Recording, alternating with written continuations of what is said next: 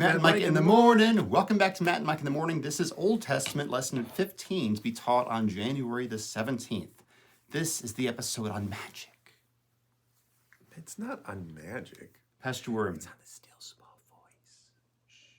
is there any fire lit in this room? No, there's not any fire lit. There's not? Go watch this. Ooh, You just magic. blew out your own fire. I did. I was too excited. Yeah. Oh, wow. I'll listen to everything you say now because you can do this magical thing of lighting a lighter. Pastor Worm, is there any water in this office? There is water in this office. Does it taste like pickle juice? Not currently. My water bottle is over there, but Did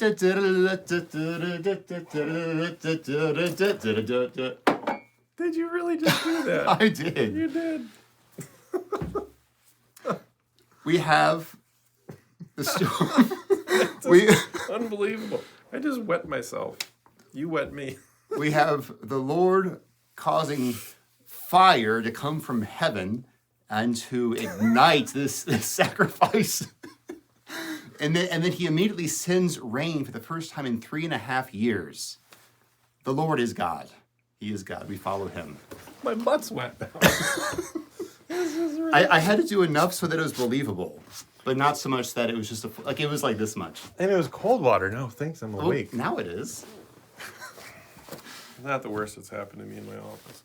We had 3 kids puke in Sunday school. Anyways, well, let's get back to our lesson today of Elijah and the prophets of Baal, and how Elijah is afraid of Jezebel and he runs off and sulks.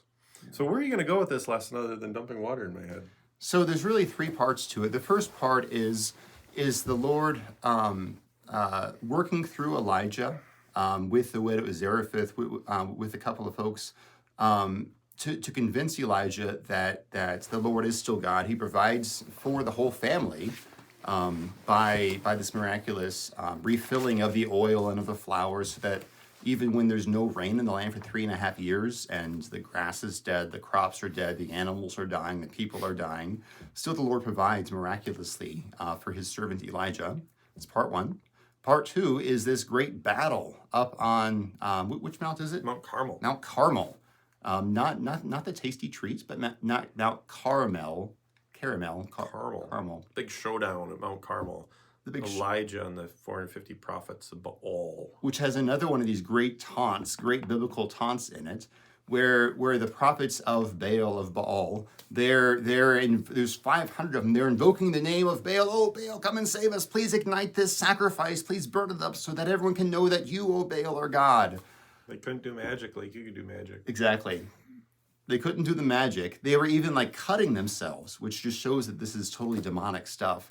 That in order to invoke Baal, you have to sacrifice your own blood. It's just crazy stuff. It's demonic. But in all this, Elijah gives the taunt. Oh, where's Baal? Oh, he must be off relieving himself or something. Must be busy. Must be off in the bathroom. It's a pretty funny account. You got to read it to your kids. All your 8-year-old boys are gonna love it. Yeah. And then the Lord, through Elijah has them pour this precious water on the sacrifice. Soaks it up. There's no way that this thing could burn until the Lord just sends down fire, and it consumes everything. And then part 3 is Jezebel, the wife of Ahab, who's also the daughter of the witch king of the Sidonians. Don't marry a witch king's daughter. Terrible idea. She sends word to Elijah, I'm going to kill you. Tomorrow I'm going to kill you. And so Elijah runs. And the Lord provides for him there. And the Lord shows up. First there's this great fire and a great earthquake and a great wind, but the Lord is not in any of these to speak with Elijah. Then there is this still small whisper, and the word of the Lord comes to Elijah to comfort him. Yeah, so there's a theme in all of this, is that the Lord does provide. And you see the fickleness of a few different people in this account. There's a fickleness to the widow of Zarephath, who comes and she's gathering sticks so she can make bread for her son and die. She's running out of food. And but she has a little bit of faith because she makes bread for Elijah first. Mm-hmm. And then as long as Elijah stays in her house, the jar of oil and flour do not run out. But then her son dies. And so she's mad at him and says, what have you done? Have you come here to bring to my remembrance all of my sin? And so she has this problem with guilt and shame, that whatever she's done in the past is still there. And she thinks that God is judging her, taking away her son, killing her son. Got her hopes up because they survived the famine, but now her son dies. And so she's blaming God. And Elijah stretches himself out on the boy 3 times, and he raises the boy to life. And then after that, she confesses faith in Elijah's God, in Yahweh. And so that was kind of a bit of fickleness on her part, and the Lord's work then brings faith.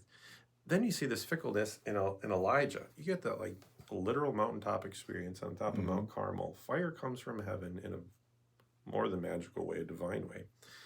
Licks up the water that was all around the trench, and even burns up the stones in the sacrifice. And then the slaughter of the 450 prophets of Baal ensues. Well, that's what Jezebel gets so mad about. But then Elijah runs away because he was afraid of little Jezebel. Fire just came from heaven, Elijah. Right. And you're still afraid of Jezebel. So he's very fickle. But the Lord, doesn't forget about the widow Zarephath and her doubts in the faith. Doesn't forget about Elijah and his own fickleness. Maybe he ran out of food and he was getting hangry. I don't know. But human weakness. But the Lord comes to him and encourages him. And it's in a still small voice. So I think in this lesson, the best part about it is bottom of page 94. It's got a little box there. It says, Jesus in the Old Testament. Even when Elijah was discouraged and ready to die, the Lord was with him, speaking in a gentle, encouraging voice. Jesus, your Lord, is always with you. And he promises, I will never leave you nor forsake you. So I think the application is at all times and all places in our life, not just at the big, great, high mountaintop experiences and everything's going great, is Jesus with us, but he's specifically with us in our times of doubt, in our times of hardship. And he's there encouraging us with his word. Like sometimes it's quiet, not flashy. Amen. Let it be so. So that's what I got on the lesson. We'll see you next time on Matt and Micah in the morning. Magic.